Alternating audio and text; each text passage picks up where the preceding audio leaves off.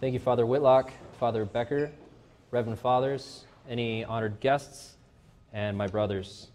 I feel honored to be able to give the last talk this year because, as they say, you save the best for... We're Vikings fan next year.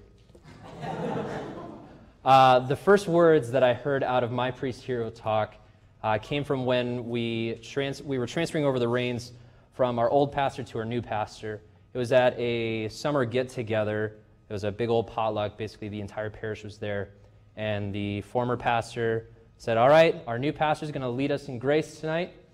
So here he is, Father Joe Vogel.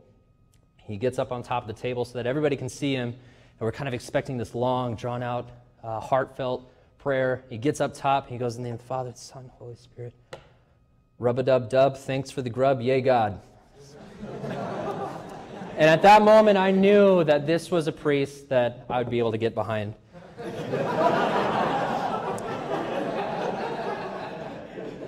Father Joe was my parish priest for a little over 10 years. He came to the St. Michael parish, and then when St. Michael split, he went to St. Catherine Drexel, and I followed along with him.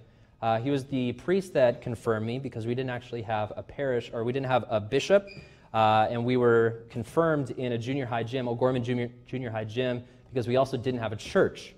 So I've been with him for a long time, gone through a lot of stuff, and when I first thought of the priesthood, he was the first priest that I talked to.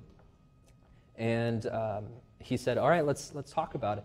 Where do you want to meet? And if any of you know me, you know that coffee is one of my biggest loves. So I said, let's go to Cafea.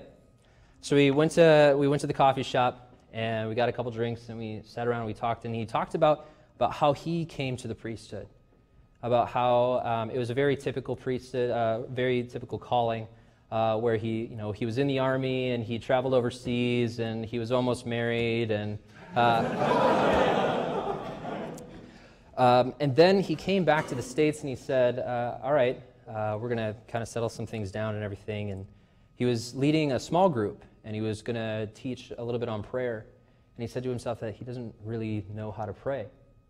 So he went and he talked to a sister, a religious sister, and she said to go into the chapel and say the words, Lord, what is it that is your will for me?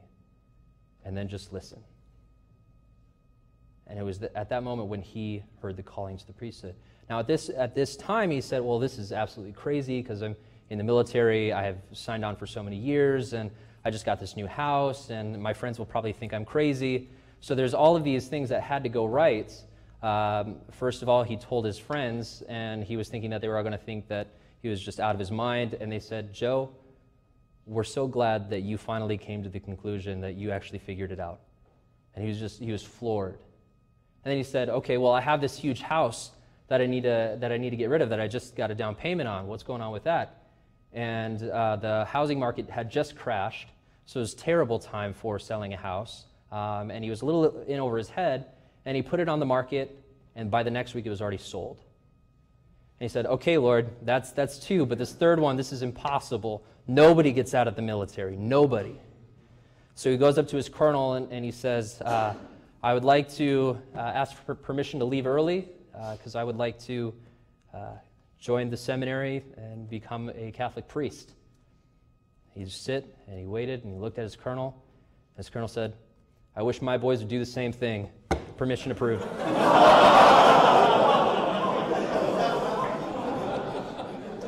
Well, throughout this riveting story, we were there for a little over an hour, and he decided, hey, let's get another cup of coffee. So we got another cup of coffee, and we finished our conversation. And later that night, Father Joe gives me a call, and he says, hey, Eric, how many shots of espresso did I have in those two drinks? And I told him, probably about 4. And the way that Father Joe tells this story is that I was looking to talk about the priesthood while also trying to kill him off at the same time. Well, this last summer, I got to be with Father Vogel in his 3 parishes and also Broomtree down in southeastern South Dakota. And I got to witness some incredible people there, some incredible farmers, because it's a rural community. And going into this, I didn't exactly know what a summer assignment looked like. I thought, okay, I'd probably serve at Mass. I'd probably do a couple communion calls.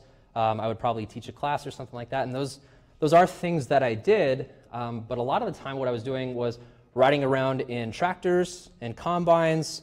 I was shoveling corn, and I was also teaching ninth graders how to shoot off pop bottle rockets.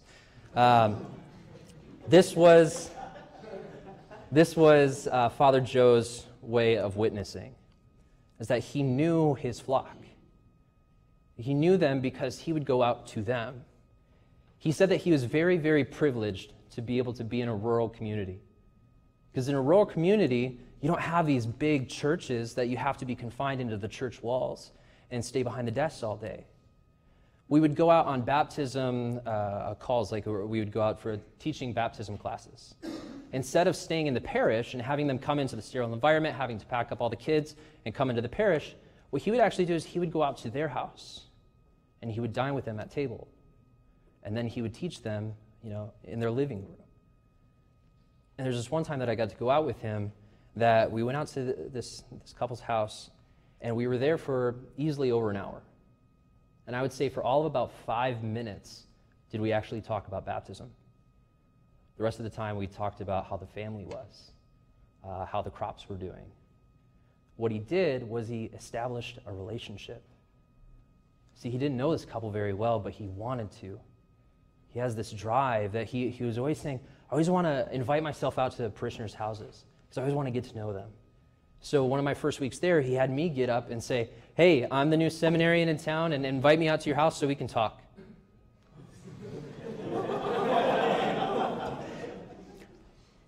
So that happened, and I got to meet the parish. I got to actually know them. Instead of just standing back and just doing totus tuus, not saying just doing totus tuus, but I actually got to go into their homes and meet them and establish a relationship. It was an extension of his relationship with the Father. He saw how important prayer is, how important the relationship with Christ is, and seeing that in his flock. And he knew that he had a responsibility to love them and to be with them and have, as what Bishop Hebda says, the smell of the sheep. He took on this responsibility so much that he saw that his father and his grandfather died at a very young age, at an age younger than what he is right now. So he actually took up a diet plan, started exercising, riding his bike, and eating healthier. And he extended this out to me. As I was there in the morning, he'd always make a smoothie every single morning. And he would have always just a little cup waiting for me. Then I started to realize that he was putting kale into his smoothie. And I thought to myself, I think he's trying to get back to me for the coffee. Praise be Jesus Christ.